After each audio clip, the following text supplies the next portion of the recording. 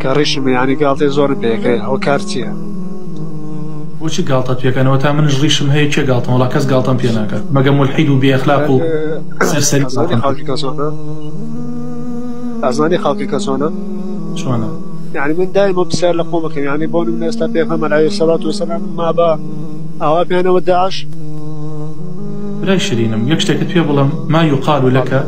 إلا ما قد قيل للرسل من قبلك في غمري صلى الله عليه وسلم خواي يرد النواياك أفرمي أوي بتو أو تري بيد ألين شيت بيد ألين أفرد باس بيد ألين ساحير أو هم سكايتي بيد أكريد بفي غمراني بيش توشكراو أجر إستا قال تبريش توبكن سردمان يكبو لأنه وتكان إما أوا تازا ريشمان أهات باشا خلق هبو قالتي بيمانك السكايتي بيمانك بيمان يود بزن تقار أو كاتب زيادة حزبي بزوت نوهبو أنا ود إيوه بزن تقن ونازانم أقصاني أنا كو الحاصل بلام الحمد لله تيه بري يستا عزت وشكويك مان هي بواي الريش وأمسي ما وملامي حجوانوية أجينا بويا سباتت هبية هر كسيك بعقيدة وببير وباوري قالتا بريشت بكا لبر أوي تو سنة تهلقرتوا